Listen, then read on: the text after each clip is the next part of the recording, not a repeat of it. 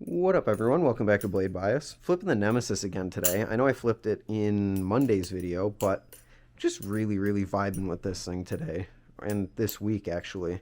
And it gives me a perfect opportunity to talk about what I want to talk about in this video, which is balisong comfort.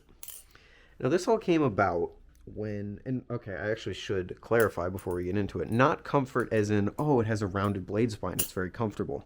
Comfort as in what you like to flip and what you're comfortable flipping and how well you can flip with various things. This all came about because a certain Instagram balisong influencer and YouTuber, Jack Piatti Pyro, is very known for his dry balisongs. And as someone who absolutely despises shaky and clanky and grindy balisongs, I never understood the appeal of basically ruining your flipping experience, the sound experience of your balisong, all that stuff. Until I went home, and I've noticed this a few times when I went home, but it was really evident this time, and tried my Green Glider Arctic. Now, my Green Glider Arctic is something that any of you would know if you watched my main channel back in the day. It's kind of the balisong that I feel like I'm most known for, although nowadays it might be the Nemesis due to the success of Blade Bias in recent months. But the Green Arctic is kind of what I consider to be my signature balisong. And the Arctic in general is a balisong that I have a lot of history with. But I keep this one around. This is the one that I try and keep in pretty good shape. This is the one that has the custom spacers in it. This is the one that I mainly flip all the time. Because the green one is my beater. And considering that I am in a place where I'm only flipping over carpet, I don't really have a need for a beater. So I just let the green one stay at home because I don't feel the need to have two of the same balisong here because I have very limited space. Also, for all my desk people, I cleaned it up for you and put some of my balisongs in my collection. I have a stand. I have the Kraken right here, and then I have a stand for 4 balisongs, the Nemesis, the Kraken Trainer, the Prisma, and the Arctic. Though it's probably my top 5 right now. Maybe throw the Calico in there somewhere, but that's pretty much my top 5. I guess the BB Barfly V2 or Firefly V2, but that is ties. Anyway, I never understood why you'd want to flip a balisong dry. It's rattly, it sounds awful, and I still maintain that. I do not like the feeling of a rattly, dry, tappy balisong. But I understand it from a comfort perspective. Because the experience of flipping my normal Green Arctic and this is huge. Because the Green Arctic is the thing that I started on. The Green Arctic is the thing that I have used the most, broken in the most, and this Arctic has gotten very little use comparative to it. Because you have to remember, the Green Arctic was the only metal balisong I owned for a period of about, I think, 3 months. 2 months, actually. I got it mid-October, and I got my next metal trainer, which was my squid trainer, on New Year's. So there was a long period where that was the only balisong I used.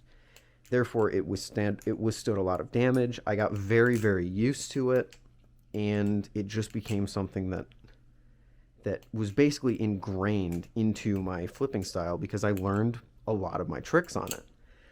And even to this day, that Green Arctic remains probably one of my favorite balisongs. Not specifically because the Arctic is my favorite thing ever. It's admittedly not. I love the Arctic still, but it does sit below things like the Nemesis. But the green one just kind of doesn't. There's a special way that thing flips that I'm just so used to. And it's dry and it's clanky and it has tap and I can't tighten it all the way because it's beat and it's got a whole slew of problems. And yet every time I flip it, it's enjoyable, it's familiar, and it's comfortable.